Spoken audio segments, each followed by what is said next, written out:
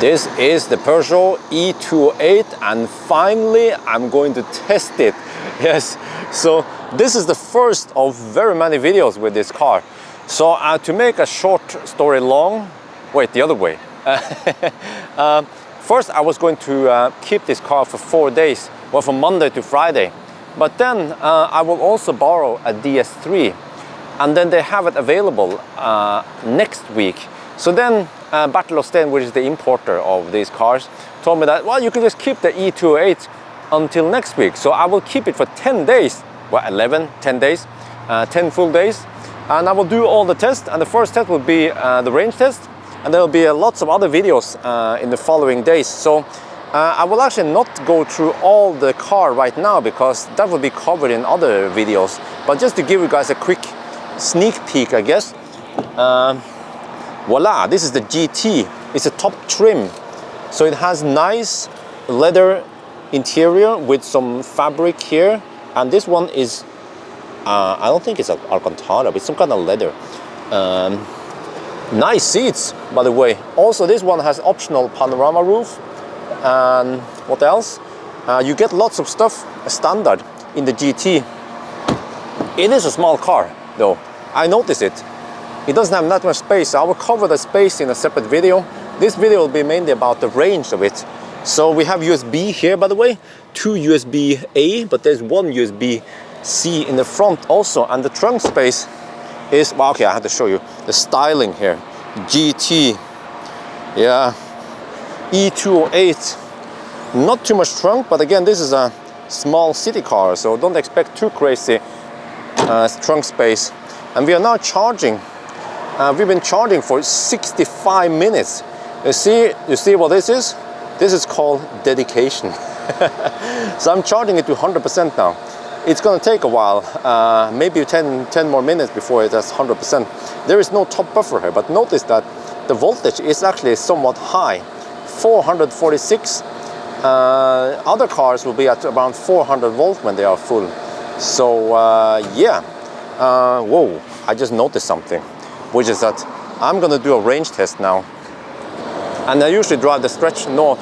And you see those cars behind me, that's are waymarking. Are they going to mark the road? So hopefully I won't run into any road constructions on the way, which will slow me down. So yeah, I have to say, it's nice styling. So one of the reasons why I keep this car for so long is because so many people have been asking me when I'm going to test this car. So obviously there is something about this car that you guys want me to test. So I will test it a lot. Yeah. So now we just wait for 100% then.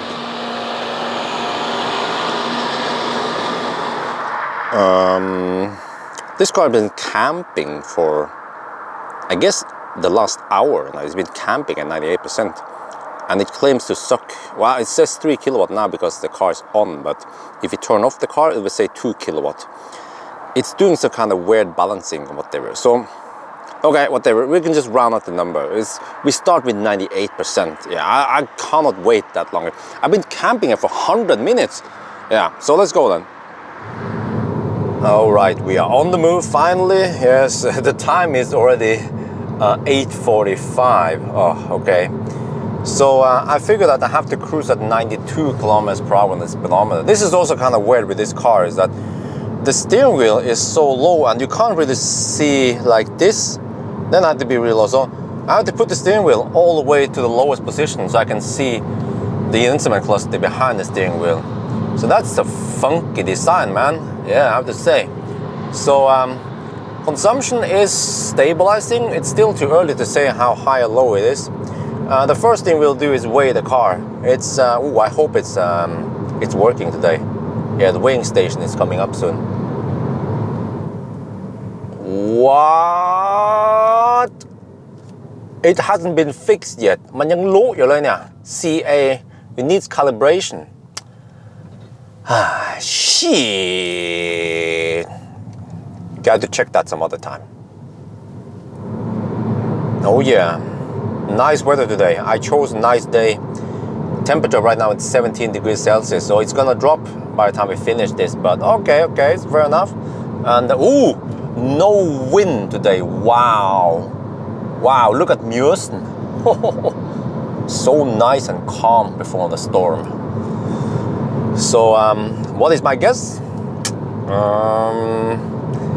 First I thought that this car would go 300 kilometers. Now I'm not sure anymore. Maybe only 250. But we shall see. Yeah, we'll see. Okay, we have the sun in our face now. This is a turnaround point. And again, according to Google, or, well, very often I start from Dal. So you can say that, well, you can't trust Google. Well, but at least I use that one as a reference. And then many cars, they match it directly. You know, 68 kilometers or 67.6 kilometers. This one though shows 66 kilometer. Oh, oops, there. I don't know if you can see it. It might turn 67. So, whoa. It actually means that, what? There, 67. Okay, so it's actually 1 kilometer off. Or 7, no, it's 700 meters off. 1% off then, okay. All right, we have been driving now for about an hour. The sun is setting, and you know, it was 20 degrees when we started, but already now it has dropped to 14 degrees Celsius. So, because I started so late, then we have not so optimal temperature. So actually, if I did this test earlier today, it would be better, maybe 10% better. Just take that one in account, that it's not perfect conditions right now. So a little bit of a battery status. Okay, let me see if I can give you guys a good picture. It might struggle with the focusing because it's doing that weird shit. But you see, 89 kilometers driven, 154. And GOM says 200, but the GOM is readjusting right now. By the way, here, see this thing here, it's, shit. There's actually a screen here. I can show you later, look at that. That's how they make this, it's like a 3D effect. I'm gonna show you here, look at this. Whoa, acid. Yeah, it's weird when you move it like this. Yeah. So, anyway, let's enjoy the ride. We have now been driving for about 1.5 hours. So, right now, stats looks like this. Oops, this is kind of tricky. Let me see. It's always tricky with this display. I'm usually not struggling that much. It has focus problems. There, I guess. I think you can see it now. So, go a little bit closer. We are about 50%. This car does not show you state of charging percentage. That's a bummer. You see, we have done almost 150 kilometers, so it seems like we can do 300 kilometers. Consumption is 156. But the problem is that it's getting colder right now. It's 13 degrees Celsius, and it's going to be even colder soon. So as the sun sets, then the temperature will drop fast-ish. So, yeah. But so far, so good, right? Yeah, okay. Oh yeah, enjoying the music and the view. Yeah, I'm using a USB stick now. Nice. Oh, I love Norwegian summers, man. Look at this. Whoa. Wow, that view, man. Nice view.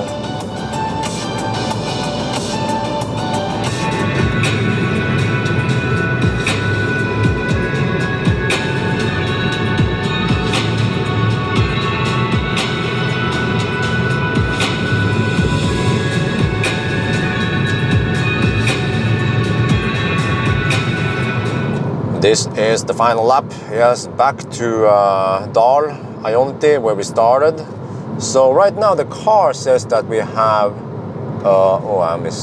can I see those numbers, man? There, kind of. We have 70 kilometers of range left. You see, the thing about this car is that when the state of charge is higher than 50, I mean, if you have more than 50 kilometers of range something, then it will show you only in 10 tenth of increments, 10 precision. Then eventually below 50 kilometers or something, then it will show you 1 kilometer precision. But okay, so we have 70 kilometers of range roughly, and we are 53 kilometers away from Dal. So yeah, all right, 2 full laps then, 270 kilometers plus a little bit of extra. So on a good day, we can probably do almost 300. That's my guess so far. So it's now, wow, it's 11 now. Okay. Okay. Right now we have 30 kilometers of range left. Okay. It doesn't say how many percent, just say, okay, 28. What? It just went from 30 to 28 like that? Huh? Okay, 28 kilometers of range left and 21 kilometers to Dal. I'm not sure if I can make it there because I have to go uphill. So the GOM is kind of, well, the estimation is based on, I don't know, earlier results. So this uphill will eat some extra juice that we might not have. But we have some options here. We can stop at Minnesund right over here. That's a little bit early. Or we can stop at Nebbenes. So we don't have to go back to Dal, really. We'll see. Okay. We are getting close to Nebbenes, and I got another warning here that the battery level is low. So you see right now we have 16 kilometers of range left. 16 kilometers of range left and 13 kilometers to Dal, but we have to go uphill before Dal. So this is too close. I will bail out at Nebbenes. Yeah, there is really no point to drive it almost down to zero anyway. So yeah, let's stop at Nebbenes and then we just extrapolate the result. Okay, we are now at Nebbenes supercharger and Fortum fast charger.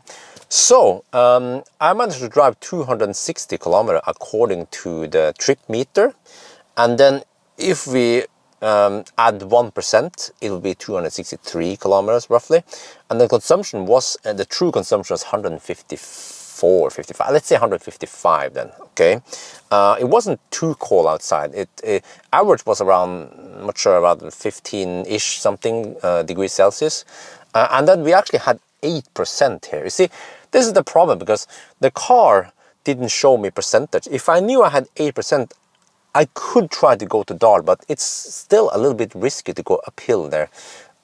So I probably want, because the state of charge seems to drop a little bit faster towards the end, and I didn't want to risk it because some of you guys might say, oh, you should have gone there, but there's really no point arriving at the next fast charger with 2-3%. Don't take that risk. I run out of juice too many times, sometimes with a trailer even. So that's why it's safer to just stop here. We have 8% left, it's still good enough. So actually, if we assume that we have 98% in the beginning and then we have 8% now, it means we spend 90. And that means that we have 45 kilowatt hour available energy.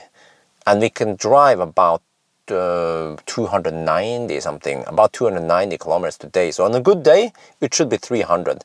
Still not 340 kilometers according to VLTP, but okay, it's around there. But now I'm going to drive to Dal. I will do the range, the charging test, and then I will do the high-speed test. So it's still not done yet, yeah, this video. We are now at Ionity Dal again. I've been charging up. Actually, I did a charging test and then it stopped suddenly at 70 something percent. So that's a bit weird. But okay, I guess we have enough juice now to do the high speed test. Yes, the 120 kilometers per hour test. So if I have time, I will always try to do the 120 kilometers per hour test to simulate the conditions you will encounter if you go mostly on autobahn, I mean highways, motorways or whatever. So it's still 14 degrees Celsius outside. I'm gonna reset and then off we go. We are on the move now, high speed test. We have to drive at 122 on the speedometer. Consumption is high, man, but well, it's hopefully stabilizing. And I forgot that we left right after we fast charged, so maybe there is a little bit of cooling going on. So to compensate for that, we will drive, I guess, far enough. So it is only 11 degrees Celsius outside. So if it was 15, 20, it would be way better, of course. So now we will drive maybe to Strandlykkja and back again. That would be a 60-ish, 60-65 kilometer loop. This is pretty crazy, man. It's 1 a.m. at night and it's still kind of bright outside. Yeah, look at this. Wow. Okay, I'm gonna show you guys the headlights. This is low beam, high beam. Nice, I like it. Good spread. And also strong. Low beam, high beam. Wax on, wait. Wax on, wax off. Wax on, wax off. Wax on, wax off. Wax on. Nice. We are back at the Auntie, and the result was 243, but then we have to subtract 1% because the trip is a little bit off. So that means 241 consumption. Because this car has 0.29 drag coefficient. That's the problem, because it's actually kind of thirsty at high speed. So it means that, okay, if you run it at 120 kilometers per hour, it's also a bit cold now, you would get 187 kilometers of range. Not too far, yes. I think the best balance with this car is to cruise around 110 kilometers per hour. If you go too fast, even faster now, it will just burn lots of energy. Yeah. So anyway, I think that's going to be it for now. I hope you guys enjoyed this video. As always, thank you for watching and talk to you later.